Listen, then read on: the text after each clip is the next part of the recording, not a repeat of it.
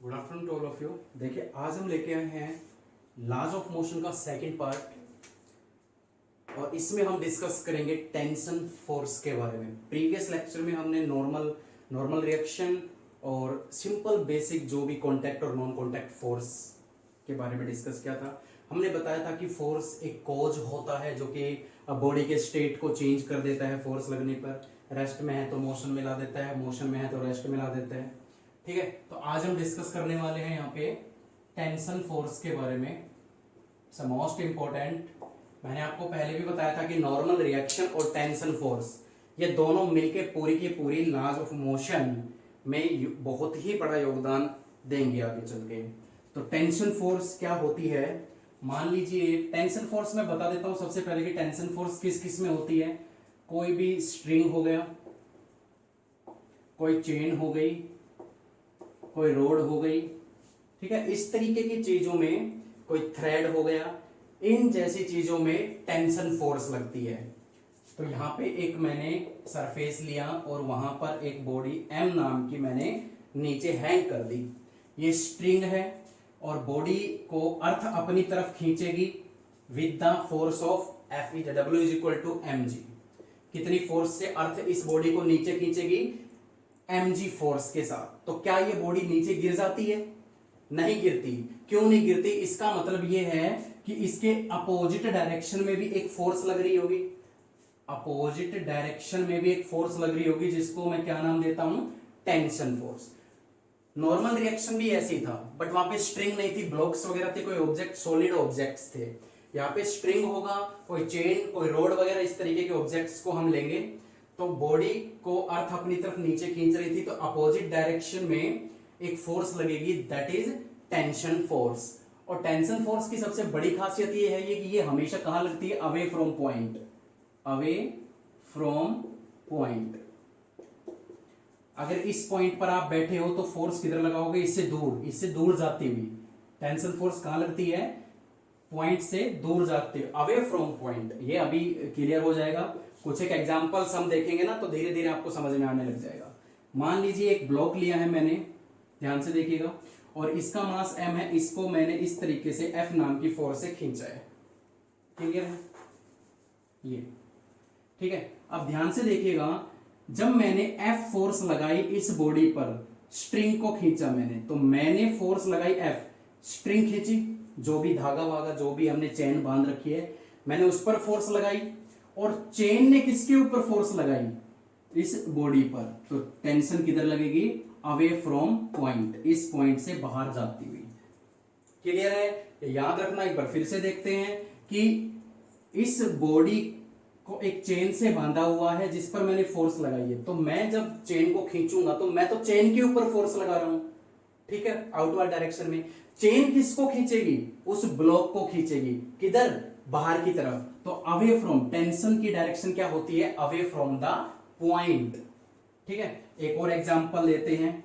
मान लीजिए यहां पे दो ब्लॉक हैं, M1 एंड M2, और यहां मैंने इसको बांध रखा है। ठीक है, तो देख लेते हैं एक बार।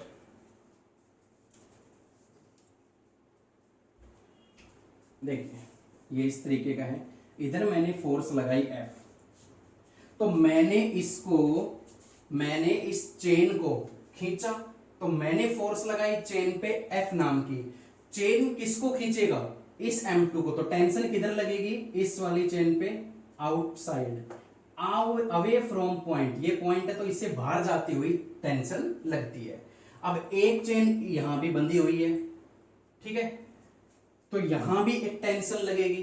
कहां? अगर मैं M1 पर बात करता हूं टेंशन की, तो इस पॉइंट से बाहर जाती हुई टेंशन लगेगी उधर, और इस पॉइंट से इधर बाहर जाती हुई टेंशन लगेगी इधर। हर एक पॉइंट पर टेंशन लगती है, और किस डायरेक्शन में लगती है टेंशन? अवे फ्रॉम पॉइंट, बाहर जाती हुई। अब सबसे इंपॉर्टेंट बात यह है कि ये जो स्ट्रिंग है और ये जो स्ट्रिंग है वो अलग अलग है। डिफरेंट स्ट्रिंग पर टेंशन क्या हो जाती है? डिफरेंट हो जाती है। अगर यहां पे T नाम दे रहा हो, यहां पे T1 दोनों सेम होगी क्योंकि दोनों एक ही स्ट्रिंग पर लग रही है। तो याद रखना, same string same tension. Different string, different tension. Clear?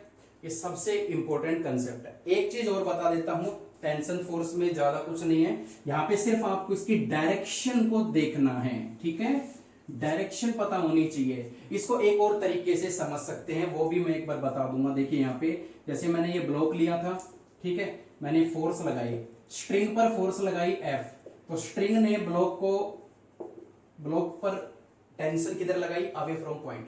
तो टेंशन की डायरेक्शन को समझने के लिए एक शॉर्ट ट्रिक बताते हैं फिजिक्स में, और वो होती है अम्ब्रेला ट्रिक, छाता ट्रिक।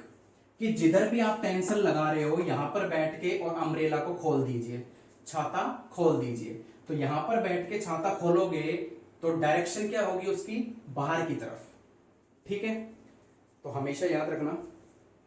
जैसे मैंने ये वाला केस लिया था, यहां पे एक ऑब्जेक्ट था, तो टेंशन, अब देखिए टेंशन इस पॉइंट पर लगानी है, तो यहां बैठ के और छाता खोल दीजिए ऊपर की तरफ, तो ये हो जाएगी टेंशन। तो टेंशन की डायरेक्शन को समझने के लिए ये शॉर्ट ट्रिक भी आप इस्तेमाल कर सकते हो। और सिंपल, सिर्फ टेंशन को याद रखने के लिए सिंपल सी चीजें हैं कि अलग डिफरेंट स्ट्रिंग हुई तो अलग अलग टेंशन लगेगी, सेम स्ट्रिंग हुई तो सेम टेंशन वहां पे हम लगाते हैं। ठीक है, और टेंशन की डायरेक्शन क्या होती है? एक तो अम्ब्रेला ट्रिक से आप कर सकते हो, और दूसरा है कि पॉइंट से बाहर जाती हुई, अवे फ्रॉम द पॉइंट, इस तरीके से आप टेंशन की डायरेक्शन को।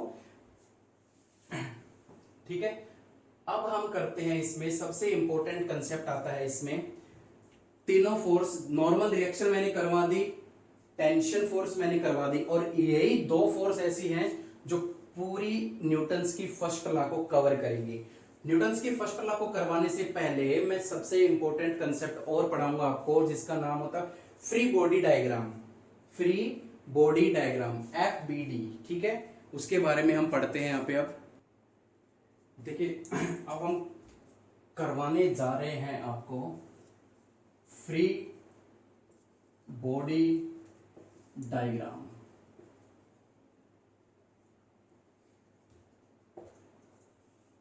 ठीक है, FBD बनाना आपको आना चाहिए, बहुत ज्यादा इंपॉर्टेंट है। ये नहीं आया तो न्यूमेरिकल कर ही नहीं पाओगे। ठीक है, तो ध्यान से देखिएगा। FBD की कंडीशंस मैं आपको बताता हूं, कौन कौन से रूल्स, कौन कौन से स्टेप्स हम फॉलो करेंगे। सबसे पहला स्टेप है कि जो भी ऑब्जेक्ट्स हम लेंगे उसको पॉइंट मास की फॉर्म में लेंगे, पॉइंट मास ऑब्जेक्ट की फॉर्म लेंगे।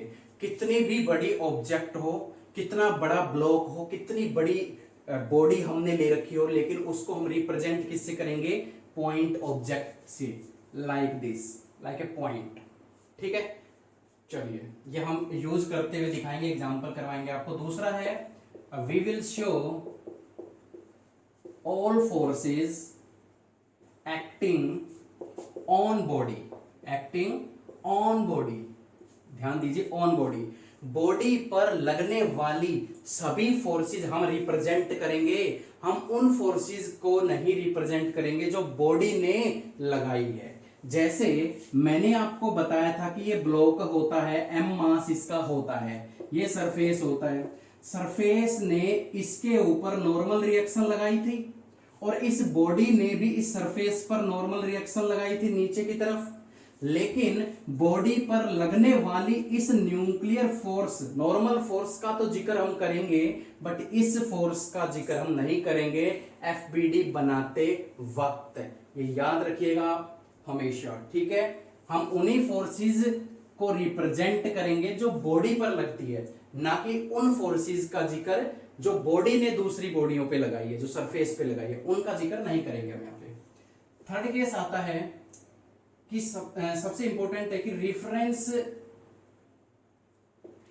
टेक ए रिफरेंस, मैं सीधा लिख लेता हूं, take a reference point. FBD बनाने के लिए एक रेफरेंस पॉइंट को सिलेक्ट करना पड़ेगा। ठीक है, एक ऑब्जर्वर, रेफरेंस पॉइंट का मतलब क्या होता है? एक ऑब्जर्वर होना चाहिए जो ऑब्जर्वर करे, ठीक है, जो ऑब्जर्व करे इस FBD डायग्राम को। तो नॉर्मली हम फिजिक्स के अंदर लगभग केस में अर्थ को रेफरेंस लेवल मानते हैं। रेफरेंस पॉइंट हम किसको मानते हैं, या फ्रेम ऑफ रेफरेंस बोलो ना इसको आप, ठीक है। Take a frame of reference, take a frame of reference. And ground को हम लेते हैं, ground will take a frame of reference. तो फ्रेम ऑफ रेफरेंस को नॉर्मल हम ग्राउंड को मानते हैं, ग्राउंड को हम फ्रेम ऑफ रेफरेंस लेके चलते हैं। और ग्राउंड को फ्रेम ऑफ रेफरेंस जब हम लेते हैं तो वो बन जाता है क्या, inertial frame, inertial frame of reference. Clear है। तो ये ओनली 3 स्टेप्स थे जिनकी सहायता से मैं एफबीडी आपको बनाना सिखाऊंगा। यहाँ पे कुछ एक एग्जांपल्स लेके देखते हैं, आपको सब कुछ क्लियर हो जाएगा। और यहाँ पे जो आपका फर्स्ट एग्जांपल मैं लेता हूं, जो भी अभी हमने टेंशन फोर्स में पढ़ा उसी तरीके के डायग्राम आपके फिजिक्स में आते हैं। तो नॉर्मल जो फर्स्ट एग्जांपल मैं लेता हूं आपका, मान लीजिए यहां पर एक सरफेस है, ठीक है, और सरफेस पर एक ऑब्जेक्ट रखा हुआ है जिसका मास m है। तो देखिए इसका जो वेट होगा वो वर्टिकल डाउनवर्ड होगा, W is equal to mg। और ये अर्थ इस बॉडी पर एक नॉर्मल रिएक्शन लगाएगी perpendicular to the surface. Normal reaction के बारे में पढ़ा था हमने, जो कि परपेंडिकुलर टू द सरफेस होती है। हम उस फोर्स की, देखिए मैंने तो आपको यह भी बताया था कि ये ब्लॉक इस सरफेस पर भी नॉर्मल रिएक्शन लगाता है, लेकिन उसकी तो बात ही नहीं करनी, रूल फॉलो ही नहीं करता। ये रूल क्या कहता है कि हमें उसी फोर्स को रिप्रेजेंट करना है जो सरफेस बॉडी पर लगाता है, जो बॉडी पर फोर्स लग रही है ना, सिर्फ उनको रिप्रेजेंट करना है। तो इसका एफबीडी डायग्राम बना के आप दिखाइए मुझे। तो एफबीडी देखिए, सबसे पहला स्टेप था कि जो बॉडी है उसको एक पॉइंट मास के तौर पे लीजिए। m मास कितना बड़ा है तो मैं इसको सिर्फ एक पॉइंट की फॉर्म में रिप्रेजेंट कर रहा हूं, ठीक है। इस पर फोर्स नीचे लग रही है, अर्थ इसको नीचे खींचती है with the force of mg, ठीक है। और इस पर एक नॉर्मल रिएक्शन लगती है, इस पर एक नॉर्मल रिएक्शन लगती है अपवर्ड डायरेक्शन में। क्लियर है, बन गया एफबीडी। तो इस तरीके से एफबीडी आपको बना के यहाँ पे दिखाना पड़ेगा। देखिए नेक्स्ट एग्जांपल लेते हैं एफबीडी का। एक इस तरीके का एक इंक्लाइंड प्लेन आपको दे दिया गया, इस पर एक ब्लॉक है जिसका मास m है। तो साफ तौर पे देखिए ये हमने सरफेस लिया,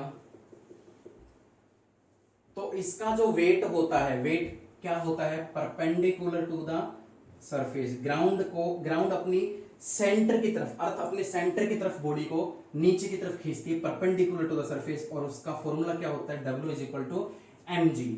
नॉर्मल रिएक्शन लगाइए, नॉर्मल रिएक्शन होती है, ये प्लेन है बॉडी, ये प्लेन हो गया सरफेस का, और इस प्लेन के परपेंडिकुलर डायरेक्शन में क्या होगा, नॉर्मल रिएक्शन लगेगा। तो इसका एफबीडी बना के दिखाइए आप मुझे। इसका एफबीडी क्या बनेगा कि ये मैंने एक m मास का ब्लॉक लिया है, तो उसको मैं एक पॉइंट की फॉर्म में रिप्रेजेंट करता हूं। नॉर्मल जो वेट है टुवर्ड द अर्थ, नीचे की तरफ, vertical downward, W is equal to mg। Normal reaction किधर लग रही है, परपेंडिकुलर टू द सरफेस, ठीक है। तो ये डायग्राम था, ये मैंने इसका ये एफबीडी फ्री बॉडी डायग्राम आपको बना के दिखा दिया है। थर्ड केस आता है, थर्ड केस में पुली का लेता हूं, क्योंकि पुली के बहुत सारे न्यूमेरिकल्स आपको मिलेंगे, ठीक है। तो चलिए देखते हैं उसके बारे में।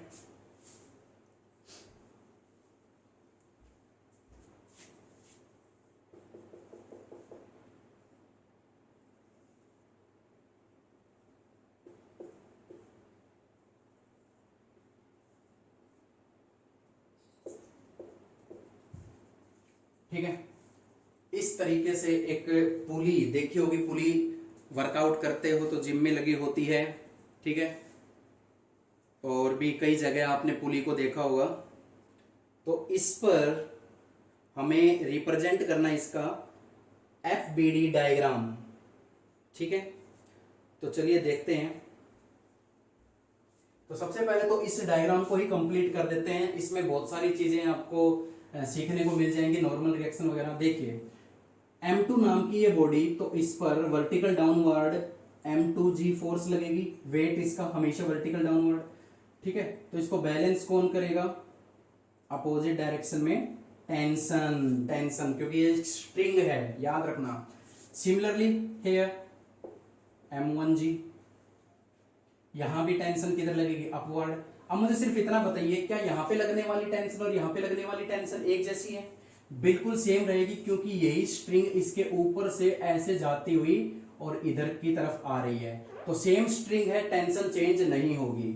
अब यहां देखिए, यहां पर टेंशन किधर लगेगी, नीचे की तरफ, यहां पे टेंशन किधर लगेगी, नीचे की तरफ, सारी टेंशन सेम है, नीचे की तरफ लगेगी।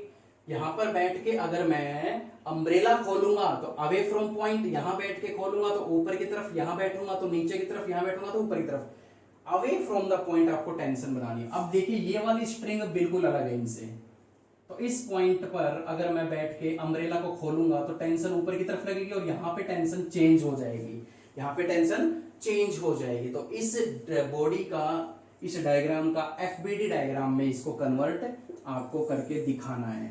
तो किस तरीके से आप इसको दिखाओगे, देखिए हमारे पास 2 पॉइंट है यहाँ पे, ठीक है। तो बनाइए इसको होल्ड करके, चलिए हो गया। बताइए कैसे बनाया आपने BOD इसका डायग्राम, ठीक है। फ्री बॉडी डायग्राम FBD कैसे बनाया। देखिए ये एक ब्लॉक है जिसका मास M है, ये देखिए, इसका वेट किधर लग रहा है, नीचे की तरफ M1G, अपोजिट में क्या लग रही है, टेंशन। इस बॉडी को देखिए, वेट किधर लग रहा है, नीचे की तरफ M2G, टेंशन किधर लग रही है, ऊपर की तरफ, ठीक है। यहां पुली है, ये हमने पुली को पॉइंट मास की तरह ले लिया।